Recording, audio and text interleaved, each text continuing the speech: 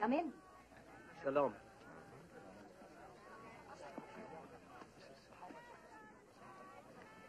Your wine.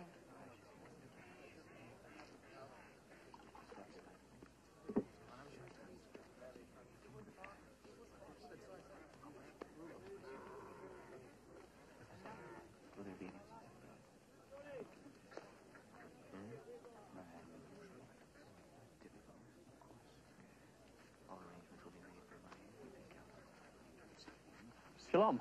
Shalom. You're from Jerusalem? Yes, just arrived in Samaria. What news in Jerusalem? Persecution of the Nazarenes. By the Romans? By one Roman. But he's also a Jew. Saul of Tarsus. You know him? He was hot against the Nazarenes. Now he's persecuting them. Well. Do you know a man named Stephen? I knew a man named Stephen. Knew? You say knew? Stephen is dead. He was stoned to death for being a Nazarene. Saul did this? Yes. You could say that. Stephen. And Stephen's family, well, what's happened to Stephen's family? He only had his mother. They could find no fault in her. Not like the sisters of the Zealot who was condemned but escaped during the Feast of Pentecost.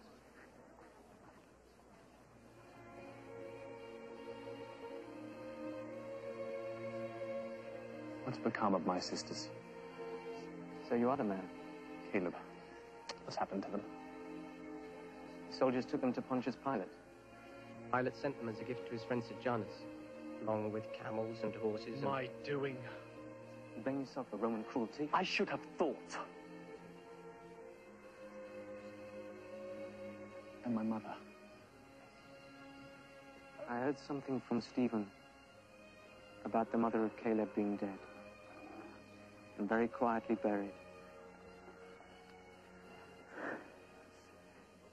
You blame yourself for that too? I also heard that your work went on here in Samaria. It was good work. Did they know in Jerusalem who led the rising in Samaria? Jewish names mean very little to the Romans. But I should think that your name meant something. A name that Pilate broods over on his voyage back to Rome. Pilate's no longer in Judea? He was recalled. He made too big a mistake when he ordered the massacre of the Samaritans on Mount Gerizim. So who's ruling now in Judea? In Jerusalem, there was talk of setting up a client prince, Herod Agrippa. But now there's talk of a new Roman procurator on his way. I've dreamt sometimes of going to Rome and striking at the heart. You zealots are mad. You want to go to Rome with a dagger under your belt? Strike at the heart? Stephen's way was better. Stephen got himself killed. You Nazarenes will achieve nothing. I will go to Rome.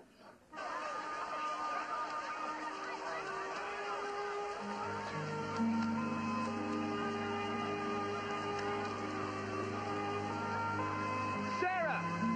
Sarah!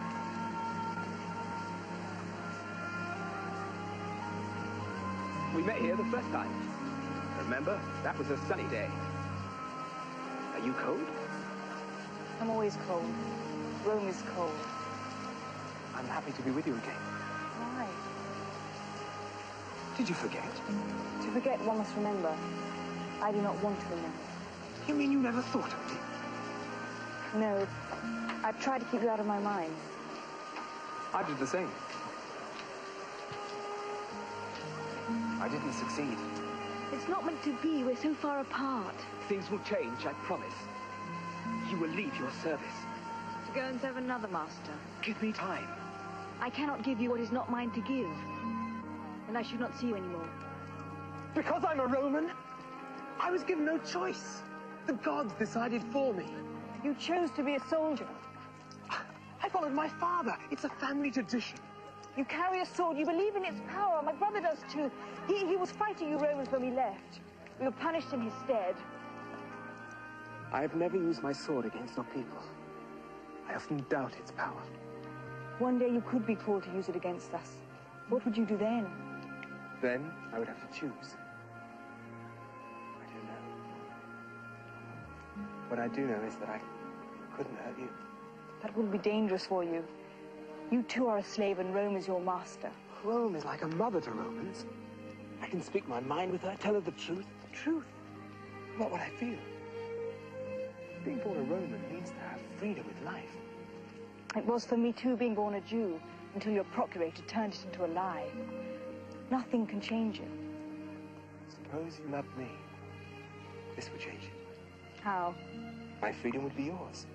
You want me to belong to you? I mean that the two of us should have a chance to find our own way. The Jewess and the Roman soldier. A woman and a man. My being a Roman, not being a Jew, I know people may find this a difference that cannot be reconciled. To me, it's just like this rain. Forgettable. I'll try to remember.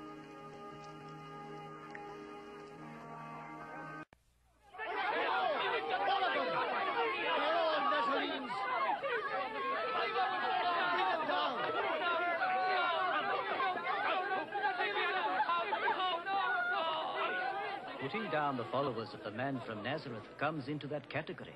They're troublemakers. The Nazarenes have to be subdued. Then the tranquility of Judea will be acceptable even to the Romans. Unfortunately, the new procurator, Marcellus, doesn't see it that way. He sees Saul and his little army as the real troublemakers. After all, they spill blood. Saul must be stopped. Thank God for that. And yet he is doing good work. Then perhaps we must send him to do his good work somewhere else. What about Samaria? Samaria's too near. Damascus would be better. And we shall watch over him. Seth will accompany him. There are a lot of Jews in Damascus who, God help us, have forsaken the true way. He will take a lot of persuading. Damascus, of course, is under Roman rule. But the Jews of Damascus come under our protection, if not jurisdiction. They must be saved from themselves. By having their blood spilled? That will not be necessary. I have faith in Saul's power of persuasion. His way is a good way. Pitiless. Hardly good.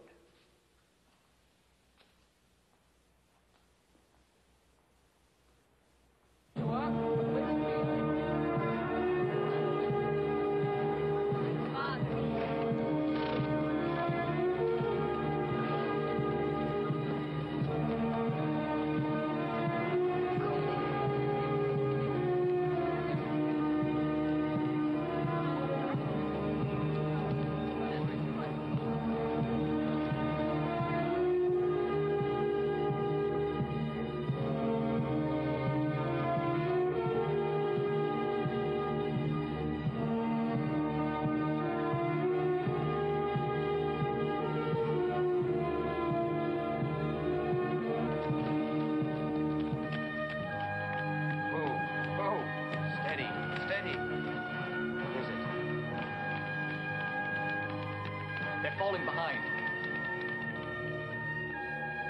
He's taken a stone. Your hearts don't seem to be in this mission. Nothing to do with heart. It's a matter of horses. We're still nearer to Jerusalem than we are to Damascus, aren't we, Seth? By my reckoning. Very well, you three may go back. Rest. Take your time. Be kind to your horses.